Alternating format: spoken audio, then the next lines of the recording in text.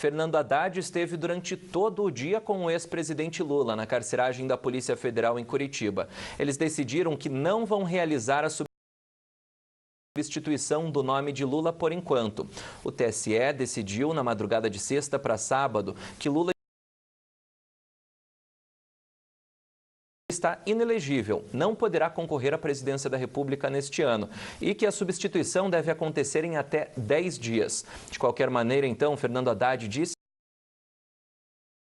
na saída da Polícia Federal que eles irão recorrer ao Supremo Tribunal Federal com um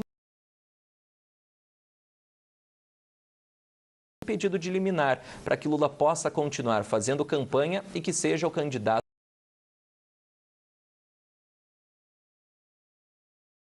do PT na eleição deste ano. De qualquer maneira, especialistas consideram que é muito difícil que o PT consiga reverter esta decisão. Por quê? A lei da ficha limpa é bastante clara. Candidatos que foram condenados por órgãos colegiados, como é o caso do TRF4, que condenou o ex-presidente Lula federal, tenha qualquer outro entendimento que não este mesmo, de que Lula não poderá concorrer à eleição. Então, neste prazo de 10 dias, caso o PT não indique outro candidato para ser o cabeça de chapa, eles terão aí como pena a perda desta chapa e não poderão concorrer na eleição deste ano. Douglas Santucci, obrigada pelas informações. E apesar de enfrentar um surto de sarampo, Roraima ainda está longe de atingir a meta de vacinação contra a doença e também contra a poliomielite. Os dados divulgados hoje mostram que a imunização foi pouco maior de 70% no estado e em torno de 60% na capital. Vamos então até Boa Vista. Nosso repórter Bruno Pérez está conosco e tem os números. Bruno, muito boa noite para você. Olá, boa noite, Fabiana, boa noite a todos. Pois é, a situação aqui em Roraima é complicada. Em Boa Vista, a Secretaria de Saúde informou, agora há pouco, agora à tarde, que a meta não foi batida e a campanha no dia 14 de setembro foi prorrogada. Para você ter uma ideia, todos os municípios que não atingiram 95% terão essa prorrogação. Nós temos aqui os números. A cobertura da polio, 59,79%. E sarampo 60,71%. Então, os números estão bem abaixo e a Secretaria de Saúde fez um comunicado pedindo até ajuda da própria imprensa para que as pessoas aqui, divulgados pela Secretaria Municipal de Saúde de Boa Vista, viu, Fabiana? Muito obrigada pelas informações, Bruno Pérez, que continua com a gente trazendo os destaques de Roraima. E olha, a Justiça de Myanmar condenou 2 jornalistas da agência de notícias Reuters a 7 anos de prisão por violar uma lei de segredos de Estado. Eles investigavam uma execução em massa de integrantes da minoria Rohingya no país por forças de segurança. Repórteres nascidos no país negaram a acusação e disseram que a polícia armou contra eles. Uma testemunha afirmou que foi uma armadilha aos jornalistas para puni-los pelo trabalho investigativo. Os embaixadores dos Estados Unidos e do Reino Unido, presentes no tribunal, chamaram a sentença de um golpe à transição democrática de Myanmar. Outros países e instituições internacionais também se manifestaram contra o veredito.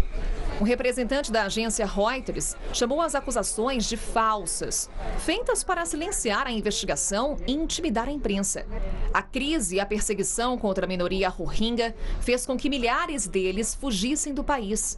O vizinho Bangladesh é casa para mais de 700 mil deles, desde a repressão iniciada pelo exército de Myanmar no ano passado. Milhares de refugiados culpam as forças de segurança pelas atrocidades negadas pelo governo. Myanmar alega que conduziu operações de contra-insurgência contra combatentes Rohingya. O Museu do Louvre de Abu Dhabi adiou a exposição do quadro mais caro do mundo por tempo indeterminado e sem explicar o porquê. A obra renascentista de Leonardo da Vinci, que retrata Jesus Cristo, foi leiloada no ano passado por 450 milhões de dólares. O anúncio do adiamento foi feito pelo Departamento de Cultura de Abu Dhabi em uma rede social, dizendo que mais detalhes vão ser anunciados em breve, mas sem responder perguntas. O quadro deveria ser exposto a partir do dia 18 de setembro. Veja a seguir, o reitor da UFRJ diz que projeto com BNDES para a recuperação do Museu Nacional estava pronto, mas a universidade não tinha dinheiro suficiente para arcar com despesas de manutenção do prédio. Voltamos em instantes com essa e outras notícias para você. Até já.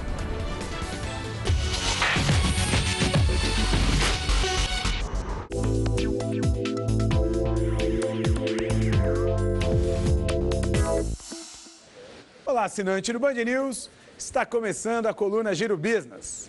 O tema da semana, falar sobre o contexto político em um ano eleitoral.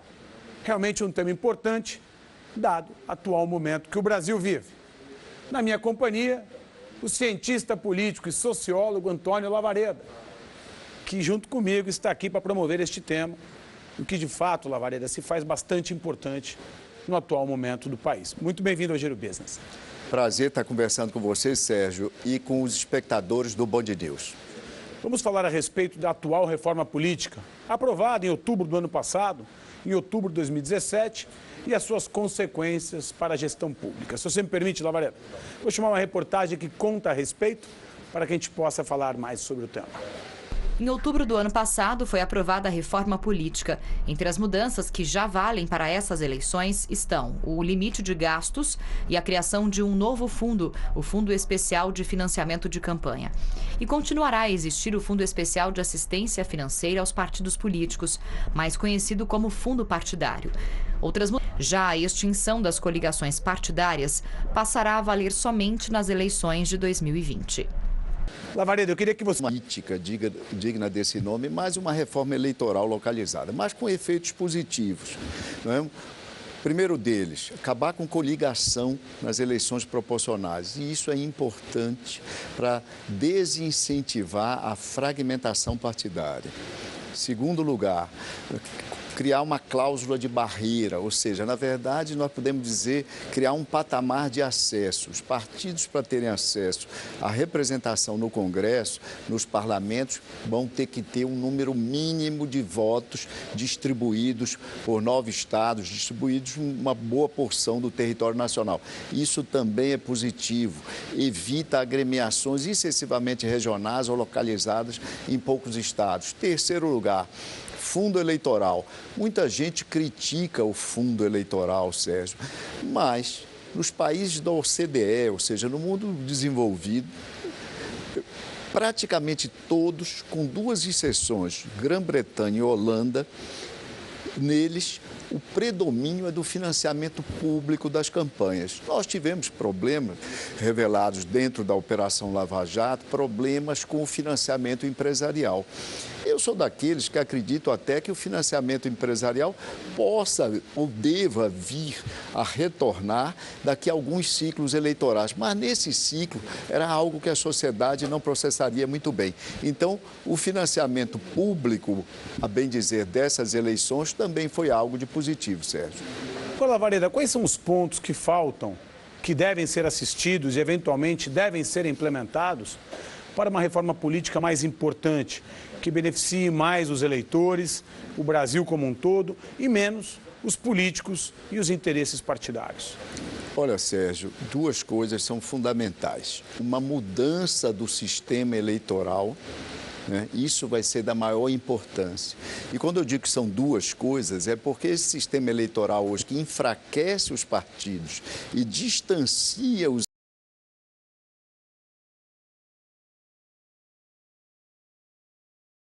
eleitores também dos partidos e como tal da representação, essas 2 coisas precisam ser contempladas através de um novo modelo eleitoral. Que modelo é esse?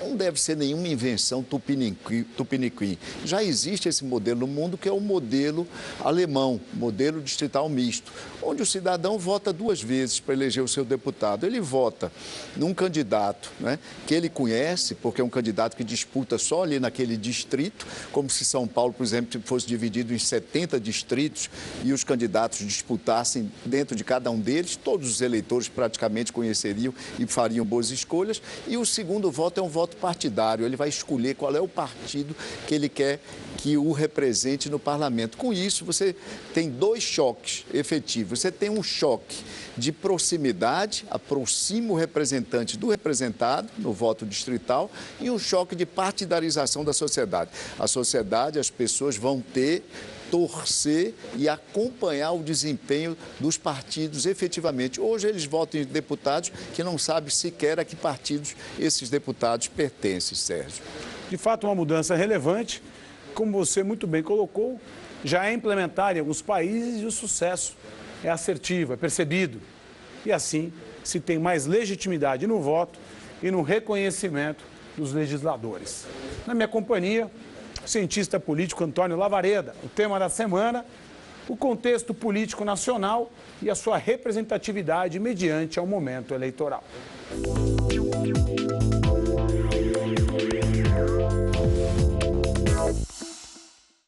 Giro Business. Oferecimento MSC Cruzeiros. Não é qualquer cruzeiro.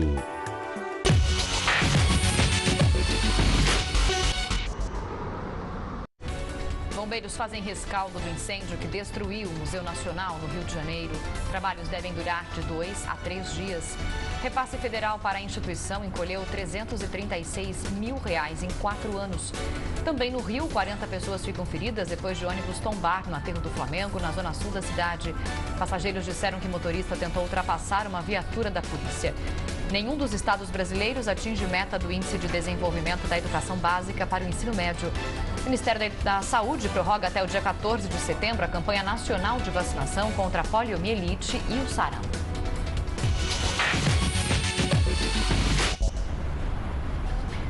Segundo o reitor da UF